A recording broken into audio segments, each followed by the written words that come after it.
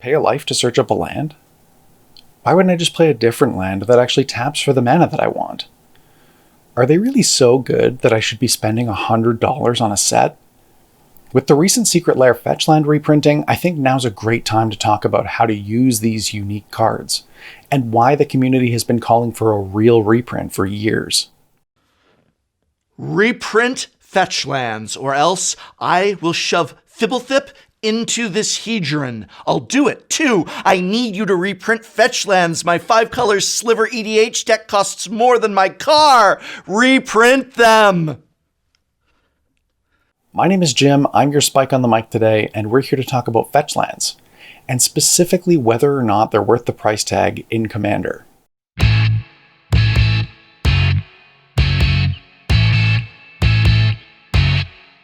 In general, people aren't playing Fetchlands so that they can search up basic lands. They are, however, looking to search up lands with basic land types. Non-basics with basic land types are a powerful type of card, specifically because of how they interact with Fetchlands. The most straightforward and sought-after fetchable dual lands were printed in Alpha, Beta, Unlimited, and Revised. You might hear people refer to them as Revised duels, because most of the ones you'll see in the wild are from that set. People also sometimes call them ABUR duels, Original duels, or OG duels. They're old, they're rare, and they cost way more than most people are willing to spend on Magic cards. Way more than Fetchlands, that's for sure. There are 10 of them to choose from, and each one of them covers off a 2-color pairing with their basic land types. If you can afford them, these are the absolute best of the best cards that you can fetch in a game of Magic, because they come into play untapped with no downside whatsoever. These lands are also on the reserve list. That means that Wizards of the Coast won't reprint them in newer sets to make more of them available. Not only that, they can't functionally reprint them by creating a card with a different name but the same effect. If you want more information on the reserve list, I'm going to throw some links in the show notes. Now, the most common type of fetchable duel that you'll see in the wild are shock lands. These were printed in the original Ravnica set, then they were reprinted in Return to Ravnica, and again more recently in Guilds of Ravnica. They're pretty affordable, at least relative to the revised duels. Now, after shocks, there's a pretty steep drop-off in quality when it comes to fetchable dual lands. Throne of Eldraine brought us a cycle of non-basic lands with a single land type, and I love these. They won't fix your mana, but each one of them has a different conditional enters the battlefield ability. Whenever I see non-basics with basic land types, I can't help think about how including them will make my fetch lands more powerful. Each fetchable land in my deck increases the number of options that I have whenever I draw a fetch land. So now's a good time to talk about what fetch lands actually represent in your deck.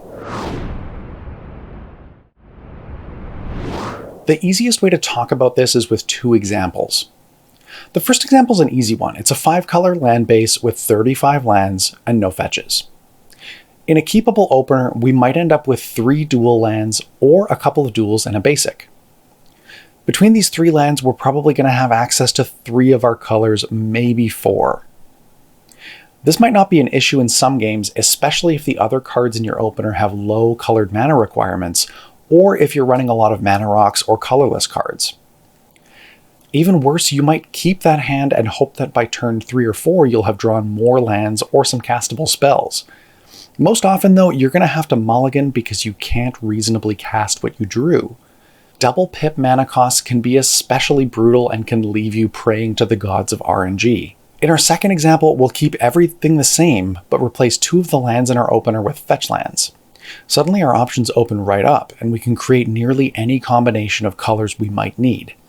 This means you're only worrying about the amount of mana you can produce and not the types. Now, these 2 examples should make it abundantly clear that fetch lands are really good in 4 and 5 color decks. But do they have a home in 2 and 3 color decks? Of course. But before we go any further, we have to talk about the concept of color identity and how it works. Comprehensive Rule 903.4 states, the Commander variant uses color identity to determine what cards can be in a deck with a certain commander. The color identity of a card is the color or colors of any mana symbols in that card's mana cost or rules text, plus any colors defined by its characteristic defining abilities. See Rule 604.3, or Color Indicator. See Rule 204. Because fetchlands don't have any colored mana symbols in their mana cost or their rules text, and they don't have characteristic defining abilities, and they don't have color indicators, their color identity is colorless.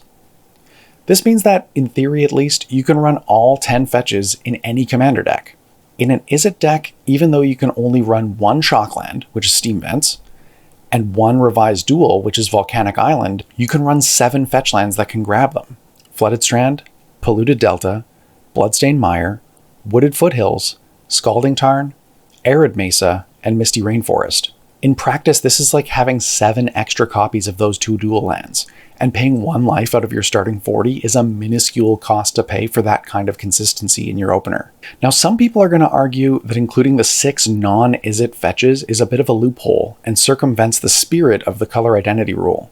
But this is how the rules of the game work at the moment. Being right isn't usually worth being a jerk, and every playgroup has the right to play Commander in whatever way is fun for them, so please respect that. Okay, so we've covered off 4 color decks, 5 color decks, 2, 3 color decks. What about monocolored decks? Is there ever a good reason to run them when you don't need color fixing at all? Absolutely. The utility of a fetch land goes way beyond grabbing lands out of your library. They also shuffle it for you. This means that you'll often see fetch lands in optimized monocolored decks, usually blue, because they're able to capitalize on that free shuffle. Fetchlands amplify the power of cards like Brainstorm, Sensei's Divining Top, Scroll Rack, or any other card that lets you manipulate or even just look at the top card of your library. After activating Sensei's Divining Top, if you don't like what you see, you can just crack your fetchland and shuffle them away.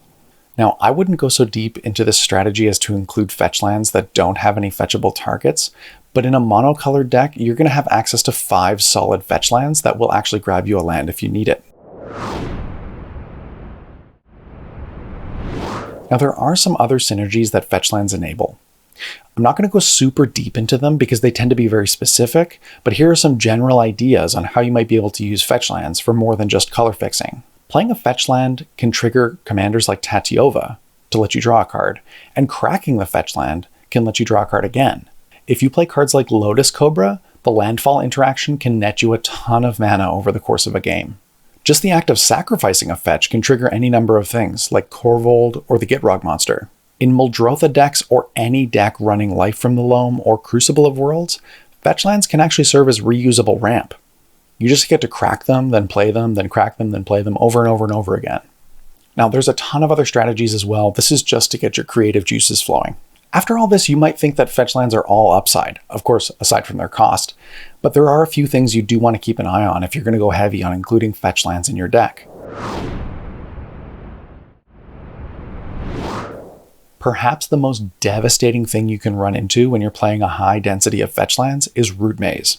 This is a card that comes up in my Better Know a Combo series fairly often because it is an absolutely nasty card. Let me tell you from firsthand experience, there is nothing worse than keeping a handful of fetches thinking you're going to be in great shape by turn 3, only to find out that your fetch enters tapped. Then the land that you fetch is probably going to enter tapped as well. This puts you at least a full turn behind no matter what you're tutoring for, so if you've got a mental misstep, you know what to do. This is also the case, albeit to a lesser extent, with Thalia Heretic Cathar. If you're staring down one of these bad girls, you can avoid the full turn of tempo loss by fetching up a basic land.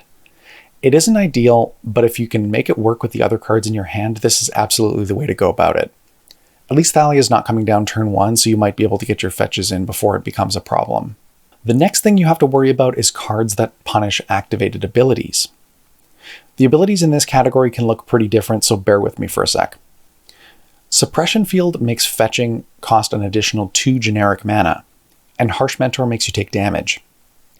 The Mentor's ability isn't the end of the world, but Suppression Field can totally ruin your day if all you're drawing is fetches.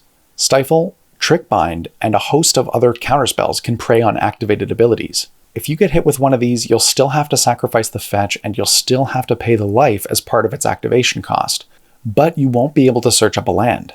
Along those same lines, there are also cards like Stranglehold, Shadow of Doubt, Leonin Arbiter, and Aven Mindsensor that either put restrictions on searching libraries or outright prevent it. The last thing you'll have to worry about isn't a specific card or even a type of card. It's more of a comment on deck construction in general. Running every fetch that's available to you in your color identity drastically increases the number of non-basic lands in your deck. This is great for efficiency, It's good for crafting a singleton land base for Tainted Pact or Hermit Druid, and making your early game color requirements. But if you're using Fetchlands to aggressively tutor up exclusively non-basics, you're going to get absolutely punished by non-basic land hate. Blood Moon, Back to Basics, and Ruination can set you right back to the Stone Age if you're not careful. Now, in the vast majority of games you play, this isn't going to come up. If you're expecting that type of strategy, though, you can play around it by fetching out your basics once you've hit your bare bones color requirements. Or you can diversify your mana production into dorks or rocks. With all that said, are fetches really that good? Are they worth the money that you'll have to drop to include them in your commander decks? Well, yeah, they are. But with a big ol' asterisk. Similar to most expensive cards, they're absolutely necessary if you're looking to maximize your chances of winning. That is to say, if you want to take your deck from like a 90 to a 95 or a 95 to a 99, you need these cards in your deck. But your motivations are your own, and $50 or $100 might not be worth it to you. That amount of money means different things to different people. If after all we've talked about here, the benefits are worth both the drawbacks and the financial investment, then you should absolutely go ahead and do it. But not everybody needs to do that. If you're not interested in optimizing to this degree, or if the price tag is too high, then don't let anyone tell you otherwise. Just don't run them. But I'm really interested in what you think. Do you run the full suite of off-color fetches whenever you have the opportunity? Do you have lands you like to run instead of fetches? Let me know in the comments below. And while you're there, let me know what you think of this new format for a show. My plan for this series is to be about halfway between a podcast and a video essay, and I might have guests on the show from time to time. I've been your Spike on the mic, and thanks for talking Fetchlands with me today. Hey, thanks for checking out the Spike Feeders on YouTube. If you're not subscribed yet, make sure you click that subscribe button. And you can click this link to check out our other great videos.